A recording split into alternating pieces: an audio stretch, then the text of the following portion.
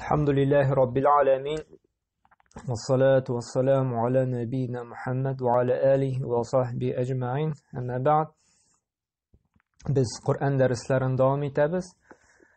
Biz bugün İhlas suresi bilen tanışıp, onun tefsirini kılıp getirbiz.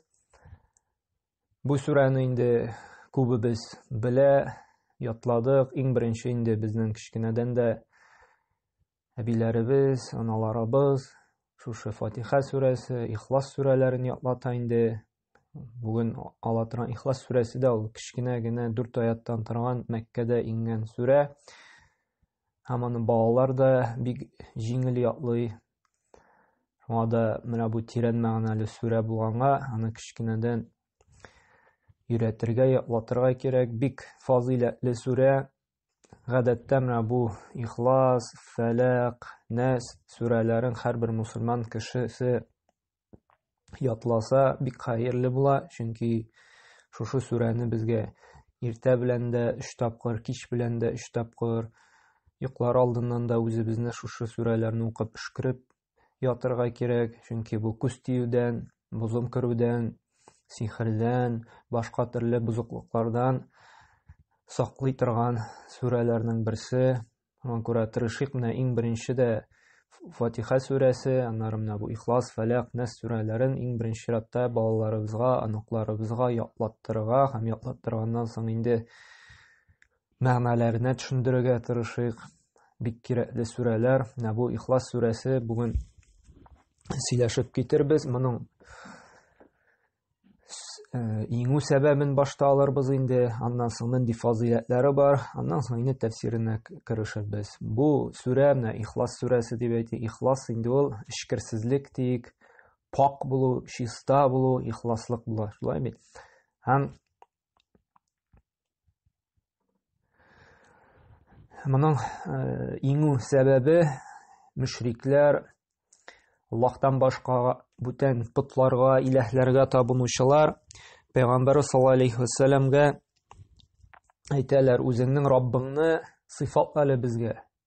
Син Аллаһка гыйбадәт кылырга чакырасың, Аллаһны танырга дисең, кимсең ул? Нинди соң ул?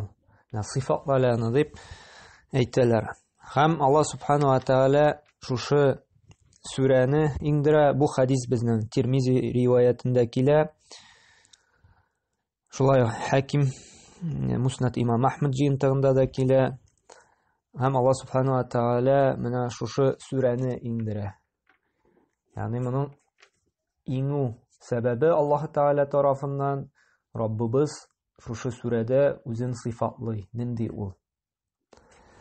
Һәм шушы сүрәне Пәйгамбәр саллаллаһу алейхи ва сәлләм Абу Дауд җыентыгында килә торган сахих хадисендә менә бу Ихлас, икенче дәресләрдә өйрәнә торган Фәләк, Нас сүрәләрен һәрбер намаздан соң укырга этәрә. Өнди өммәтен һәрбер намаздан соң бершәр тапкыр укырга ди. Иртәнге намаздан соң һәм акшам намазыннан соң 3-шәр тапкыр укырга хәерле сөннәт булып тора. Калган намазларда инде илә, икенде, ясту бершәр тапкыр. Тәсбих тарткач инде субханаллах, әлхәмдүлилләһ, Аллаһу акбар, аятул курсиләрне укыгач инде шулай сөннәт булып тора. Ничек Абу Дауд җыентыгында килә торган хадистә бершәр тапкыр шушы Ихлас сүрәсен уку. Һәм шулай ук әйткән бит инде дәрес башында шушы сүрә тагын кайчан укыла? Йоклар алдыннан Пәйгамбәр саллаллаһу алейхи ва сәлләм шулай ук өммәтен өйрәтеп калдыра. Пәйгамбәр саллаллаһу алейхи ва сәлләм Бухари җыентыгында килә торган хадистә әйтә: "Әгәр дә берәрегез йокларга ята икән ди, ул ди 2 уч төбенә өрсен дә ди, шушы Ихлас, Фәләк, Насны укысын ди, һәм бөтен тәнен сыпырсын ди." 2 учны җыябыз да дип өрәбез, аннан соң инде Кул һуаллаһу Фәләк, Насны укыйбыз да бөтен тәнебезне сыпырабыз. Һәм шулай итеп 3 тапкыр эшләргә кирәк йоклар алдыннан. Ни өчен? Бу йоклаган вакытта Аллаһ субханаһу ва тааля шушы сүрәләрне укыгач безне саклый, төрле шайтаннарның вәсвәсәсеннән, сихер бозым күрүләрдән. Шуңа күрә менә булай йоклар алдыннан үзебезне шушы сүрәләрне укып эшкерергә кирәк. Баштан башлап аякка хәтлек инде. Менә шундый зур фазилатлы сүрәләрнең берсе. Һәм üçüncü фазилаты, менә ике фазилат әйттек бит инде. Беренче фазилаты шушы сүрәнең инде ул һәрбер намазда бер шәр укыла, әмма ләкин иртәнге белән ахшамда 3 шәр укыла ди. Икенче фазилаты йоклар алдыннан шушы сүрәләрне укып эш күрү булды. Бар тәнебезне шулай бит. Һәм üçüncü фазилат инде бу хадис безнең Тирмизи җыентыгында килә.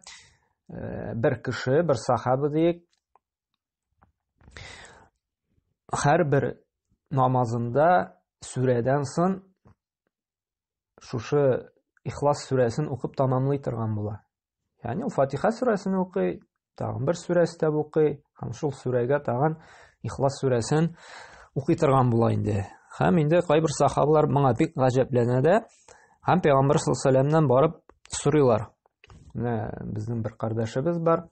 Ул һәрбер сүрәне тамамлаганнан соң инде намазында Ихлас сүрәсен укый дип инде. Һәм әйтәләр, Пәйгамбәр саллаллаһу алейһи ва сәлләм әйтә, аннан барып сорагыз әле ди. Ни өчен ул укый ди? Һәм аннан сорыйлар да, ул әйтә, "Ана ухиббу ан aqra'uha" ди. Мин ди шушы сүрәне укырга яратам ди. Чөнки анда Аллаһ Тәгалә сыйфатлана.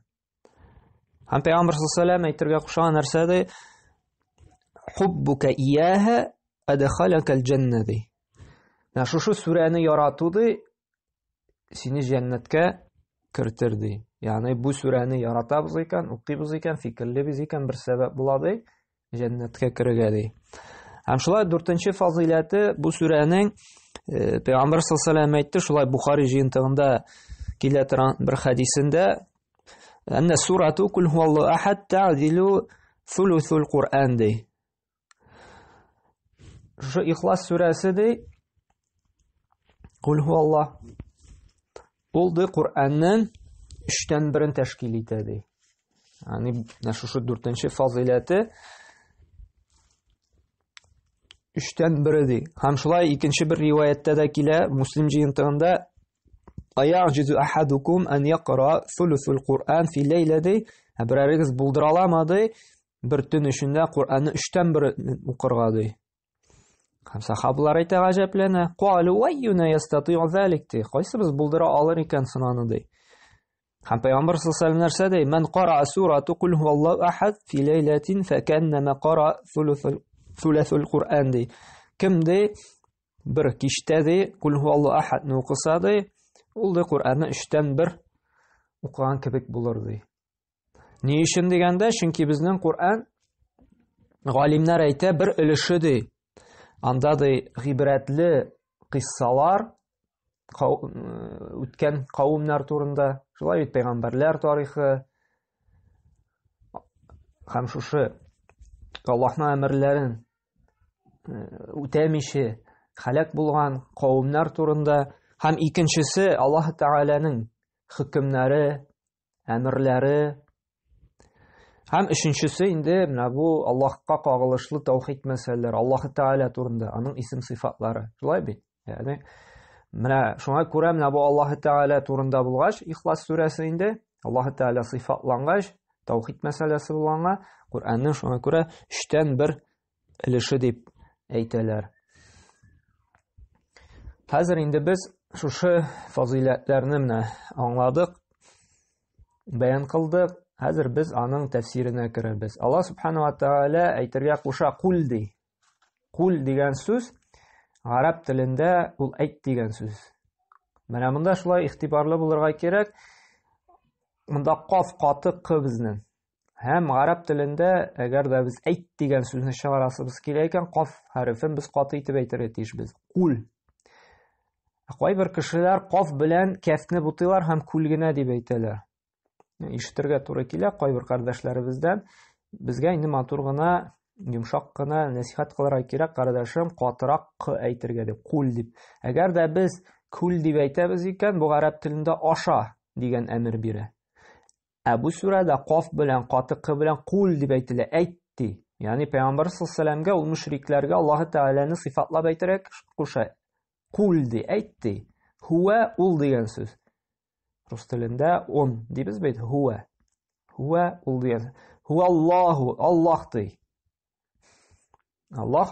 Allah Teala'nın en көркем, en büyük isimlerinin birisi Allah. Onun tamırı ilah degan asıldan çıga. İlah yani ma'bud. G'ibadat qıla turgan табыну объекты ул ilah дип атала. Кеше берәр нәрсәгә табына икән, күңелен шуның белән бәйли, аңа өмет итә, аңа тәвәккәл кыла, аннан курка, һәм барлык хаҗәтләрен аннан сорый икән, гомерен шуның белән бәйли икән, менә бу илах була. Һәм менә монда да инде билгеле илах кем ул? Alif artikli куйгач инде шушы илах тамыры Аллаһ Субханаһу ва Тааляның күркәм иң бөек исеме Аллаһ. Ягъни Аллаһ гыйбадәткә лаеклы зат була. Шуңа күрә Аллаһ Тааляның бу бөек исеме ни өчен дә иң бөек, иң өстен, чөнки бу исеме чакыра бер үзенә генә хакыйкый илах дип аңа гына табынырга, итагать итәргә, гыйбадәт кылырга. Ахад дигән сүз ул бер дигән сүз, бердән бер. Ягъни нәрсә дигән сүз мüşрикләргә әйтте инде, ул ди Аллаһ ди, бердән бер илах. Ягъни ул бер үзе ди, бер ди. Кул хуаллаху ахад. Әйт, и Мухаммад, ул Аллаһ, ягъни нәрсә дигән сүз, һичтә аңа тиңдәш булмаган, охшаш булмаган ялгыз бер генә Аллаһтыр ди.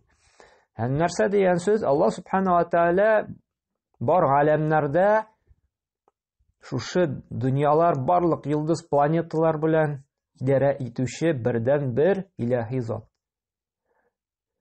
Ул гына яңгырын җибәрә, ул гына карын яудыра, ул гына җир буранны чыгара, ул гына вулканнар аттыра, ул гына барлык мәхлукатларга ризык биреп тора. Ул һәр көнне кояшын чыгара, төн белән көнне алмаштыра. Һәм менә шул гына барлык галактикаларның хуҗасы Аллаһ Субханаһу ва Тааля. Чөнки бар бит кайбер фәлсәфәчеләр әйтәләр, кояшның үз Алласы бар, җирнең үз Алласы бар, кар яудыручы, аның аерым бер Алласы бар дип. Ягъни һәрбер нәрсәнең, шундый бөек нәрсәләрнең аның аерым бер Аллаһы бар дип әйтәләр, идарәчесе, хуҗасы дип. Менә бу ялган һәм менә бу мөселман, ислам диненең акыйдасына инде бер дә туры килми. Чөнки без инанырга тиешбез, Аллаһ Тааля генә бар галәмнәрнең хуҗасы, ул гына бар нәрсә белән идарә итеп тора. Ризыклар бирүче дә ул, кешегә җан бирүче дә ул, һәм кешенең җанын алучы да ул, һәм төрле менә ураганнар, анда вулкан аттыручы да бер Аллаһ Тааля генә. Бар нәрсә белән Аллаһ Тааля генә идарә итә. Аның белән тиңдәрлек, тиң кылырлык бер зат та юк. Һәм икенче аятта Аллаһ Субханаһу ва Тааля үзен сыйфатлап әйтергә куша, Аллаһу Самад ди. Самад дигән сүз ул рус телендә бер сүз белән әйтеп була инде, әмма ләкин татар телендә бер сүз белән генә әйтеп булмый. Самад рус телендә самодостаточный дип әйтәләр инде. Татар телендә әйтәләр, ул һич нәрсәгә дә, бер нәрсәгә дә, бер мәхлукка да инде ихтияҗы юк. Әмма ләкин барлык мәхлукның да аңа хаҗәте бар. Ягъни менә без Аллаһ Субханаһу ва Тааля безнең гыйбадәтебезгә дә мохтаҗ түгел ул. Аллаһ Тааляга кирәкми безнең аңа намаз укуларыбызда, гыйбадәт кылыбызда, ул безгә кирәк. Аллаһның рәхмәтенә ирешеп, аның җәзасын алмыйча җәннәткә керер өчен һәм бу дөньяда да рәхәт, бәхетле тормышта яшәр өчен. Самад, ягъни Аллаһ Субханаһу ва Тааля бер нәрсәгә дә мохтаҗ түгел, әмма ләкин барлык мәхлукатларда аңа мохтаҗ. Чөнки Аллаһ Субханаһу ва Тааля безгә ризыгын бирмәй икән, Biz инде ач калачакбыз, безнең ашарыбызга ризыгыбыз булмый. Аллаһ Тәгалә бер суын гына ала икән, чишмәләрдән сулар акмый башласа, яңгырны Аллаһ Тәгалә бирмәсә, корылык киләчәк, ризык булмаячак. Бер күрдек бит инде Аллаһ Тәгалә күрсәтте безгә. 2010да мәле корылык булып, яңгырларны алып, Аллаһ Субханаһу ва Тәгалә уңышсызлык бирде. Шулай бит. Менә бу күрсәтте, әгәр дә Аллаһ Тәгалә бер су ниъмәтен генә ала икән, яңгырны яудырудан туктата икән, бөтен нәрсә шушы Аллаһ Тәгалә бәйләгән шушы суга. Яңгыр яумый икән, пешән булмый. Пешән булмый икән, хайваннарга ашарга ризык булмый. Хайваннар ашарга ризык булмаса, сөт булмый, ит булмый. Һәм шулай ук басуларда инде ипиләр, будай арпалар үсми, ипи булмаячак. Ягъни бөтенесе бәйләнгән, гомумән бер яңгырны гына Аллаһ Тәгалә ала икән бездән, безнең ашарга ризыгыбыз булмаячак. Ипи дә булмый, сөт тә булмый, ит тә булмый. Һәм шуңа күрә менә бу күрсәтә инде без Аллаһ Тәгалә һәр вакытта да мохтаҗбыз. Мәсәлән, кеше өйләнә 5-6 ел тора, әмма ләкин балалары юк. Монда инде табибларга йөри, искусственное оплодотворение да ясыйлар, әмма ләкин бер нәтиҗә юк. Менә бу күрсәтә, менә без мохтаҗбыз. Аллаһ Тәгалә бирсә генә бу ниъмәтне, ул була. Без күпме генә сәбәп кылмыйк, нинди генә яхшы специалистларга йөрми, Аллаһ Тәгалә теләми икән булмый. Менә бу күрсәтә безнең нинди фақир икәнебезне. Ничек итеп без Аллаһка мохтаҗлыгыбызны күрсәтә. Шулай ук һәр барчабызга да инде сәламәт булырга насыйп әйләсен. Исән сау гына яшәргә язсын. Әмма ләкин кайбер кешеләр бар, бик каты авырый башлыйлар һәм дару эчәләр, укол кадыйлар, системалар алалар, яхшы клиникаларга йөр. Әмма ләкин давалана алмый. Шифасы юк. Сәбәп кыла, ә нәтиҗә юк. Ни өчен? Монда Аллаһ Тәгалә күрсәтә. Син ди таянмады, тәвәккәллек кылмады шушы дару врачларга ди. Сәбәбен алды, әмма ләкин нәтиҗәне Аллаһтан сорады. Менә безгә Аллаһ Тәгалә өйрәтә, әзрәк кенә уйландыра, гыйбрәтләндерә менә шушындый төрле сынаулар белән. Күрә, менә без һәр вакытта ничек кенә тәкъбирләнмәсәк, мин үзем эшлим, мин бөтен нәрсәне булдырам дибез. Юк шул, без бөтен нәрсәне булдыра алмыйбыз. Бәребер мохтаҗбыз Аллаһ Субханаһу ва Тәгалә. Аллаһ Тәгалә безгә мохтаҗ түгел. Әмма ләкин без мохтаҗ. Без фақир. Аллаһ Тәгаләгә карата. Шуңа күрә менә дөнья йөзенә карасак, без күрәбез. Ничек Аллаһ Тәгалә безгә бирми икән? Эшлибез җәй көнне. Шулай бит, мәсәлән, бал кортлаучылары, анда бал кортларын карыйлар. Иртә белән торып инде аларны төрле чәчәкләр күп булган җиргә күчереп алып баралар, эшли көне-төнен. Әмма ләкин Аллаһ Тәгалә ахыр чиктә нәтиҗәсен бирмәскә мөмкин. Бал булмаска мөмкин. Була бит шуны. Менә быел да кайбер балчылар әйтә, быел бал бик әз булды әле дип. Әмма ләкин бит эшлибез, сәбәп кылабыз, әмма ахырда нәтиҗә юк. Ни өчен? Менә бу Аллаһ Тәгаләдән тора. Менә безгә аңларга кирәк, нәтиҗә ул Аллаһтан, безнең эштән түгел. Без тырышып сәбәп кылабыз. Әмма ләкин нәтиҗә буламы, юкмы, Аллаһ Тәгаләдән генә тора. Шуңа күрә тәкъбирләнергә, мин булдырам, мин эшлим, минем тәҗрибәм зур, гыйлемем күп дип үзебезгә таянырга ярамый. Без таянырга тиеш Аллаһ Тәгаләгә. Һәм сәбәпне кылабыз, эшлибез, һәм нәтиҗәне көтәргә кирәк Аллаһ Тәгаләдән. Шуңа күрә менә бу аят күрсәтә, Аллаһ Тәгалә иң бае, һәм шуңа күрә Аллаһ Тәгаләдән генә инде сорарга кирәк. Һәм Аллаһ Субханаһу ва Тәгалә әйтә: "Ләм ялид ва ләм юлад". Ул һич кемне дә тудырмады ди, һәм һич кемнән дә ди тумады ди. Менә бу аят күрсәтә, Аллаһ Субханаһу ва Тәгалә ул шушы дөньялар бар иткәнче бар иде, һәм моннан соң да ул булачак. Аллаһ Тәгалә бер кемнән тумады, һәм бер кемне шулай тудырмады. Кайбер фәлсәфәчеләр ди, кайбер кешеләр әйтәләр бит, фәрештәләр Аллаһы Тәгаләнең кызлары ди. Яки кайбер пәйгамбәрләрне әйтәләр Аллаһы Тәгаләнең улы, малайы диләр. Ләкин Аллаһ Субханаһу Тәгалә үзе турында Куръанда сыйфатлап әйтә, ләм ялид ди. Ул һич кемне тудырмады ди. Ва ләм юлад ди. Һәм һич кемнән дә ди тумады ди. Бу ачыктан ачык дәлил булып тора. Аллаһы Тәгалә үзен сыйфатлады, бәян кылды 14 гасыр элек үзе турында. Шуңа күрә Аллаһы Тәгаләнең кызы, малайы бар дип әйтү ул бик зур хата. Аллаһы Тәгаләнең аның балалары юк. Чөнки аңа бернинди хаҗәте дә юк Аллаһ Субханаһу ва Тәгалә. Ул бар нәрсәгә кудрәтле.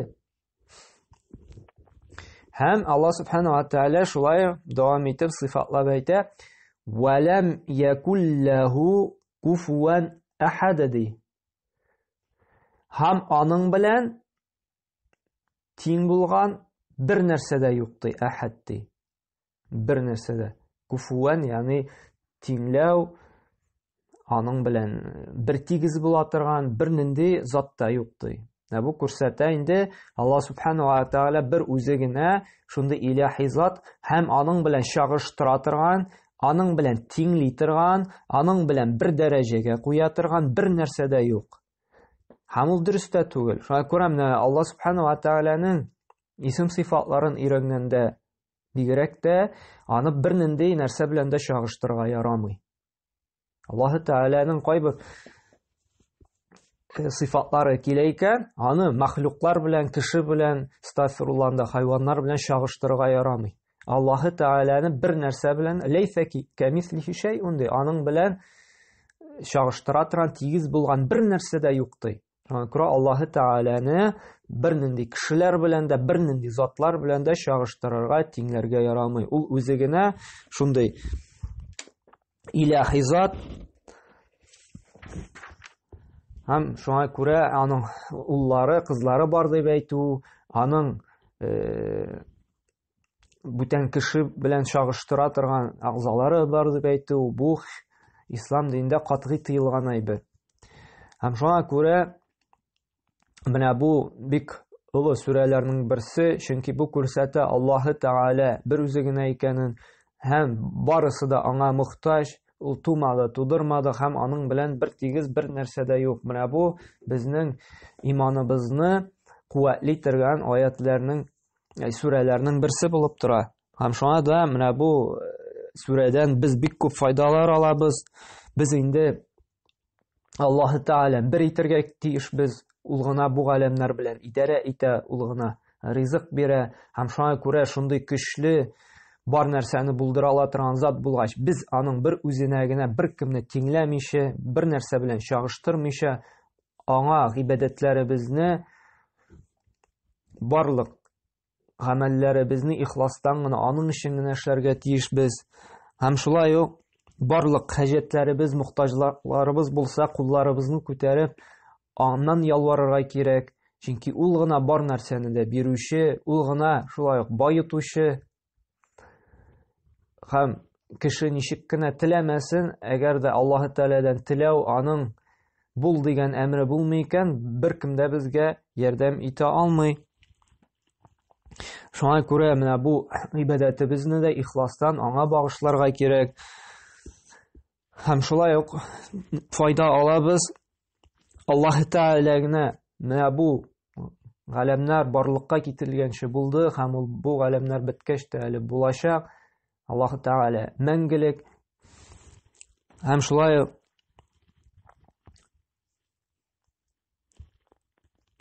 Аллаһ Субханаһу ва Тәгаләнең инде аңладык, файда алдык, бер нинди балалар да юк икәнен, бер нәрсәне тудырмады. Һәм менә бу сүрәдән шундый зур файда алдык. Һәм инде аңладык, аның белән тигезләргә бер нәрсәне дә ярамаганлыгын. Шуңа күрә менә бу сүрәнең инде тәфсире булды. Аңладык Аллаһ Субханаһу ва Тәгалә турында.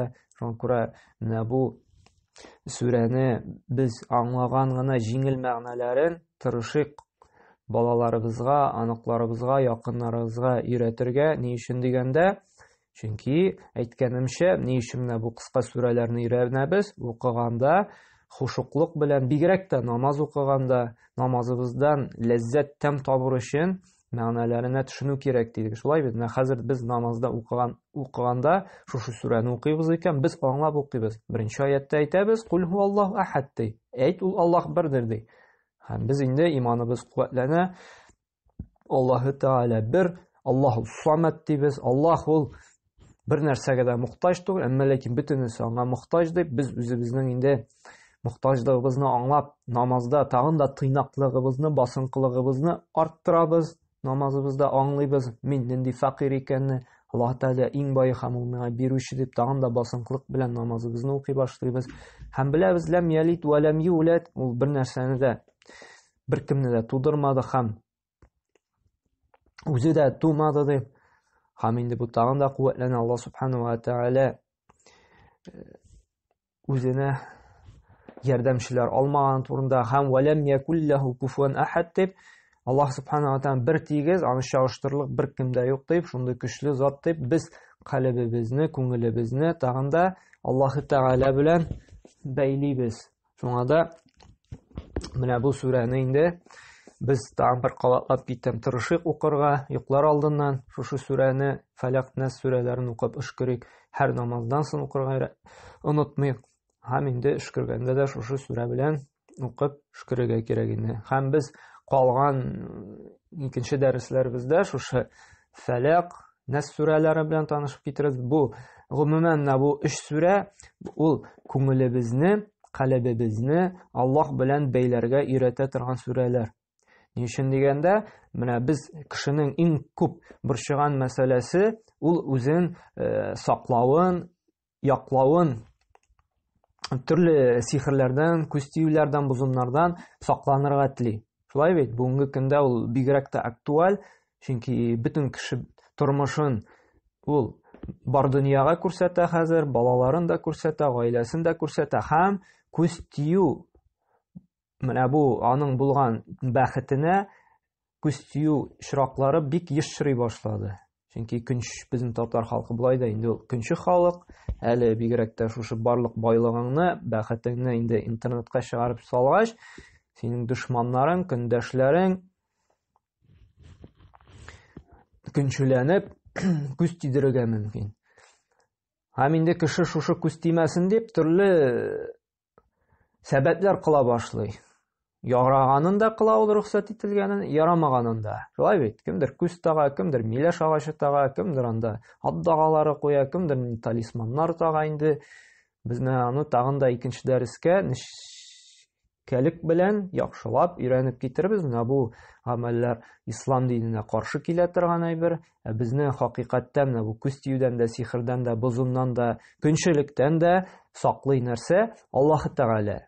Ничек итеп саклый? Менә шушы сүрәләрне һәр даим укып, үзебезне эшкереп, һәр намаздан соң иртә белән, кич белән 3-3 тапкыр укып торсак, Аллаһ Тәгалә безне саклаячак. Чөнки менә бунда әйтелә, Аллаһ Тәгаләнең барлык бар иткән әшәке нәрсәләреннән, явызлыкларыннан Аллаһ Тәгаләдән яклау, саклауны сорыйм ди.